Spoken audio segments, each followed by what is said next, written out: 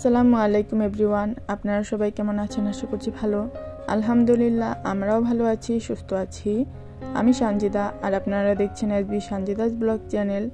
আর আমার এই ছোট্ট চ্যানেলটাতে আপনাদের সবাইকে স্বাগত জানিয়ে শুরু করছি আমার নতুন আরও একটি ভিডিও। আশা করছি আপনাদের সবার কাছে ভালো লাগবে। আর ভিডিওর শুরুতেই একটা লাইক দিয়ে নেবেন, আর পুরো ভিডিওটা দেখার জন্য আপনাদেরকে বিশেষভাবে অনুরোধ করছি। তো আজকের ভিডিওর টাইটেল অথবা থাম্বনেল দেখে হয়তোবা আপনারা বুঝতেই পেরেছেন যে আজকে আমার আম্মু গ্রামের বাড়িতে চলে গেছে, যার কারণে আজকের দিনটা আমি কিভাবে কাটিয়েছি বা কাটাবো সেটাই আপনাদের সঙ্গে আজকে শেয়ার করব।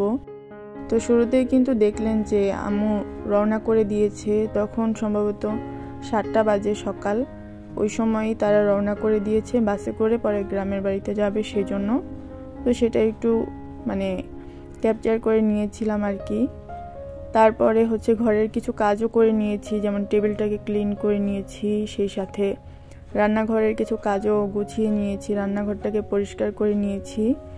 তারপরে আমি গিয়ে সকালের নাস্তা হিসেবে আম্মু গতকাল রাতে দুধ চিতই বানিয়েছিল, তো সেটাকেই খেয়ে নিচ্ছি। যদিও বা দুধটা একটু ছানা পড়ে গিয়েছিল, আম্মু তাড়াহুড়ো করছিল, যার কারণে অনেকটা রাতও হয়ে গেছিল। ফলে গরম অবস্থাতেই গিয়ে দুধের সাথে গুড়টাকে অ্যাড করে ফেলেছে, যার কারণে এরকমটা হয়েছে। তো যাই হোক, আমি খাবারটা খেয়ে তারপর যে থাল বাসনগুলো বের হয়েছিল সেগুলোকে আমি আবার ধুয়ে নিয়েছি। আর ধুয়ে নেওয়া হয়ে গেলে তারপরে গিয়ে ভাত বসিয়ে দিব, তাই জন্য আমি চালটাকে ধুয়ে নিচ্ছিলাম। আর চাল ধোয়ার পানিটা কিন্তু গাছের জন্য খুবই উপকারী, তো সেই জন্য আমি সেই পানিটাকে স্টোরও করে নিচ্ছিলাম। পরবর্তীতে আমি গাছে এই পানিটাকে দিব, সেই জন্য একটা পাত্রে নিয়ে নিচ্ছি। আর আপনারা তো জানেন যে গাছের জন্য এটা যে কতটা উপকার। আমি কিন্তু গিয়ে কোনো রকম সার ব্যবহার করি না আমার গাছে, এমনিতেই যেরকমভাবে গাছ করা যায়, খুবই শর্টকাটভাবে, তো সেভাবেই করি আর করার চেষ্টাও করি। তো যাই হোক, এরই মধ্যে আমার চালটাকে ধুয়ে নেওয়া হয়ে গেছে। এবার গিয়ে গতকাল রাতের যে ভাতটা ছিল, একটু পানি ভাত করে রেখেছিল আম্মু, যার কারণে সেটাকে ভাবলাম একটু ধুয়ে নেই, যাতে করে ওই ভাতের সাথে ভাত দিয়ে দিব আর কি। অন্যথায় দেখা যায় তখন তো শীত পড়ছিল, যার কারণে ঠান্ডা ভাত কেউ খেতে চাইবে না, তো সেই জন্য এরকমটা করেছি। তো এই জন্য ধুয়ে নিয়েছি, যাতে করে এটার যদি কোনো ব্যাড স্মেল থেকে থাকে তো সেটা চলে যাবে। তো এবার আমি চলে এসেছি রান্নার জন্য, যেসব জিনিস কেটে নিতে হবে সেগুলো কেটে বেছে নিব। আর এই যে দেখতে পাচ্ছেন লাউ শাকটা, এটা কিন্তু আম্মু গতকাল রাতেই এনে রেখেছিল, তো সেটাকেই ভাবলাম আজকে রান্না করে ফেলি। আর আজকে তেমন কিছু রান্না করব না, শুধুমাত্র এই লাউ শাকগুলোকেই রান্না করে নিব, কারণ গত রাতেই আম্মু বেগুনের তরকারি করে রেখেছিল, তো সেটা তো রয়ে গেছে। সেই সাথে গিয়ে বাঁধাকপি ভাজিও ছিল। তো এখন যদি আমি বেশি কিছু রান্না করতে চাই তাহলে দেখা যাবে যে ওই খাবারটা আর খাওয়া হবে না, যার কারণে আমি ভাবলাম শুধু শাকটাই রান্না করে নিই, সেই সাথে ভাত। আর সেজন্যই আমি গিয়ে শাকটাকে বেছে নিচ্ছি সুন্দর করে। আর শাকটাকে কিন্তু একটু দেখে শুনে বেছে নেওয়াটাই ভালো, কারণ এতে অনেক সময় পোকা থাকতে পারে, তো সেই জন্যই আর কি আমি এটাকে কেটে বেছে নিচ্ছি।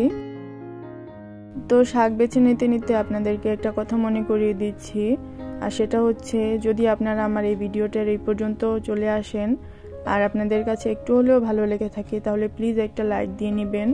সেই সাথে আমার এই ধরনের আরও ভিডিও পেতে চাইলে অবশ্যই আমার চ্যানেলটাকে সাবস্ক্রাইব করে পাশে থাকা বেল বাটনটি বাজিয়ে অল অপশনটিকে প্রেস করে দিবেন। এতে করে আমি পরবর্তীতে যতগুলো ভিডিও আপলোড করব সবগুলো ভিডিও নোটিফিকেশন আপনাদের কাছে চলে যাবে, আর আপনারা আপনাদের সময় সুযোগ বুঝে আমার ভিডিওগুলো দেখে নিতে পারবেন। আর আমার আজকের ভিডিওটা আপনাদের কাছে কেমন লেগেছে সেই সম্পর্কে আপনাদের মূল্যবান মতামত আমাকে কমেন্টের মাধ্যমে জানাতে পারেন। সেই সাথে আমার ভিডিওগুলো আপনার পরিবারের সদস্যদের সঙ্গে শেয়ার করতে পারেন। আর যারা অলরেডি এই কাজগুলো করে ফেলেছেন তাদের সবাইকে জানাই অসংখ্য ধন্যবাদ। তো কথা বলতে বলতে কিন্তু আমার কেটে বেছে নেওয়াটা অলমোস্ট হয়েই গেছে। তো এর ফাঁকে দেখলাম এসে যে ভাতটাও হয়ে গেছে, তো আমি সেটাকে মারগেলে নিয়েছি।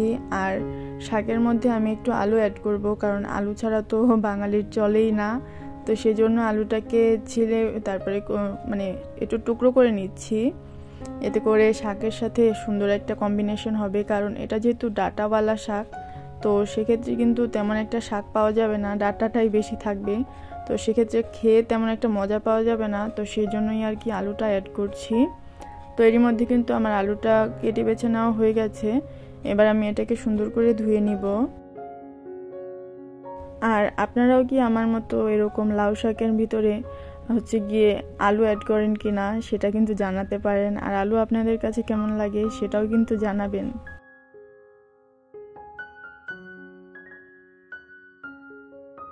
তো এরই মধ্যে কিন্তু আমার আলু ধুয়ে নেওয়া হয়ে গেছে। এবার শাকটাকেও সুন্দর করে ধুয়ে নিব। আর একটু বেশি সময় ধরেই শাকটা ধুতে হবে, কারণ এতে যেহেতু একটু বালু থাকে, তো সেজন্যই। কারণ খাবারে বালু থাকলে কিন্তু একদমই খেতে ভালো লাগে না। তো সেজন্য একটু ভালো করে কষলে একটু বেশি পানি দিয়ে তারপরে ধুয়ে নিচ্ছি।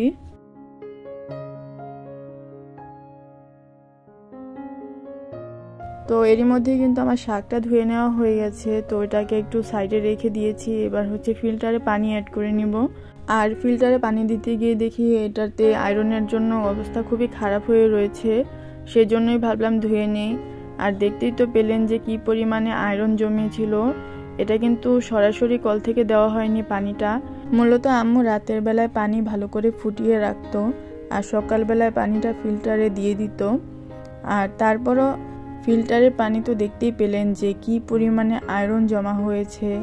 তো বুঝতেই পারছেন যে আমাদের কলের পানিতে আয়রনের পরিমাণটা ঠিক কেমন। আর সেজন্যই আমাদের ঘরে প্রায় প্রত্যেকটা জিনিসেই খুব তাড়াতাড়ি আয়রনের একটা হলদেটে দাগ পড়ে যায়। তেমনি আমাদের রান্নাঘরের সিঙ্কের অবস্থাও খুব খারাপ হয়ে যায়, ধুয়েও কোনো উপায় করা যায় না। তো যাই হোক, সেটাকে আমি কিভাবে ক্লিন করি সেটা তো আমি আগে একটা ভিডিওতে দেখিয়েছি। তো আপনারা চাইলে কিন্তু দেখে নিতে পারেন, সেটার লিংক আমি উপরে আই বাটনে কিংবা ডেসক্রিপশন বক্সে দিয়ে দিব। তো এরই ফাঁকে কিন্তু আমি সুন্দর করে ওটাকে ধুয়ে নিয়েছি, তারপর পানিও অ্যাড করে দিয়েছি। তো এবার গিয়ে রান্নাটা করে নিব। তো সেজন্য সকল মশলা কষিয়ে তাতে চিংড়ি মাছ দিয়েছি। তারপর একে একে সব কিছু দিয়ে দিব, মানে আলু, শাক সবটা। তো প্রথমে আলুটাকে দিয়ে একটু নেড়েচেড়ে মশলার সঙ্গে মিশিয়ে নিয়ে তারপরেই শাকটা অ্যাড করে নিচ্ছি। আর লাউ শাক কীভাবে রান্না করে সেটা তো কম বেশি আপনারা সবাই জানেনই, তো সেজন্য আর তেমন ডিটেলে কিছু বললাম না। আর এমনিতেও আমি কিন্তু নতুন নতুন রান্না শিখছি, তো সেক্ষেত্রে আপনাদেরকে শেখানোর মতো কোনো কিছু আমার কাছে নেই। তবে আমি যেভাবে রান্না করি বা যাই করি সেটাই আর কি আপনাদের সঙ্গে শেয়ার করার চেষ্টা করি, এইটুকুই আর কি। তো আপনাদের কাছে ভালো লাগলে সেটা কমেন্টে জানাবেন, খারাপ লাগলেও সেটা জানাবেন, তাহলে আমি নিজেকে ইমপ্রুভ করার চেষ্টা করব। তো এরই মধ্যে গিয়ে আমার রান্নাটা অলমোস্ট হয়েই গেছে। তো আমি গিয়ে লবণটা চেক করে নিয়েছি। আর এর ফাঁকে গিয়ে আমি যে প্রথম দিকে বলেছিলাম চাল ধোয়া পানিটা রেখে দিয়েছি, তো সেই পানিটাকে এবার গাছে দেওয়ার জন্য চলে আসলাম বারান্দায়। যদিও বা আমার কাছে বা আমার কালেকশনে তেমন একটা গাছ নেই, তারপরে যতটুকু পেরেছি চেষ্টা করেছি গাছের কালেকশন বাড়ানোর জন্য। তো আমার কাছে কিন্তু মানি প্ল্যান্ট খুবই পছন্দের। সেই সাথে আরেকটা তো দেখলেন যে একটা ভিডিওতে বলেছিলাম আমি বৃক্ষ মেলা থেকে গাছ কিনে এনেছি, তো সেটার আপডেটটাও দেখতে পেলেন যে এখন বর্তমানে কি অবস্থায় আছে। তো গাছে পানি দেওয়া হয়ে গেছে। এবার গিয়ে আমি লাউ শাকের তরকারিটা তুলে নিয়েছি। এবার গিয়ে বাকি যেসব মানে খাবার আছে জাল করে নেওয়ার মতো সেগুলোকে একটু জাল করে নিব, কারণ দুপুরে সবাই বাসায় চলে আসলে তখন তো এটাকে খাবো, তা না হলে নষ্ট হয়ে যাওয়ার একটা প্রবণতা থাকে। তো যাই হোক, প্রথমেই আমি কিন্তু দুধ চিতই পিঠাটাকে গরম করে নিয়েছি। সেই সাথে গিয়ে যে বেগুনের তরকারিটা আম্মু করে রেখে গিয়েছিল সেটা, তারপরে বাঁধাকপির যে ভাজিটা ছিল সেটা, সবগুলোকে সুন্দর করে আর কি গরম করে নিয়েছি। তো তারপরে আর তেমন একটা ভিডিও করা হয়নি, কারণ তারপরে তো আর তেমন কোনো কাজই করিনি, তো কি শেয়ার করব। তো এরপরে সন্ধ্যা হয়ে গেছে, আর সন্ধ্যার চায়ে আমি আবার চায়ের সাথে টা হিসেবে একটা পাকোড়া নিয়েছি, মানে এটাকে মোরলি বলে মেবি। তো সেটাকে নিয়ে খাচ্ছিলাম। ওই সময় আমার এক মামাতো বোন এসেছিল, তো তখন আমাদের জন্য সে ফুচকা নিয়ে এসেছিল, তো সেটাকে আমরা খেয়ে নিচ্ছিলাম একটু একটু করে। আর ফুচকা তো আমাদের প্রত্যেকটা মেয়েরই একটা আবেগ বলতে গেলে, ফুচকা দেখলে তো একদমই লোভ সামলানো যায় না। তো আপনাদের কি অবস্থা সেটা কিন্তু আমাকে জানাবেন। তো খাবার সব খাওয়া দাওয়া শেষ সোনার বাংলাদেশ। তো যাই হোক, এবার গিয়ে আমি যেসব থাল বাসন বের হয়েছে সবগুলোকে ধুয়ে নিচ্ছি সুন্দর করে। আর এখানে কিন্তু চিতই পিঠা বানানোর যে স্বাদ ছিল সেটা, তার ঢাকনা সবটাকে ধুয়ে নিচ্ছিলাম। আর ঢাকনাটা আমার কাছে এত ভালো লেগেছে যে কি বলবো। আর এই যে শ্বাসটা ধুয়ে নিচ্ছি, এটাকে কেনার সময় তো আম্মু খুবই নার্ভাস ছিল যে ফেটে যায় কিনা। তো যাই হোক, ধুয়ে নিতে নিতে আজকে বিদায় নিয়ে নিচ্ছি। সবাই ভালো থাকবেন, আল্লাহ হাফেজ।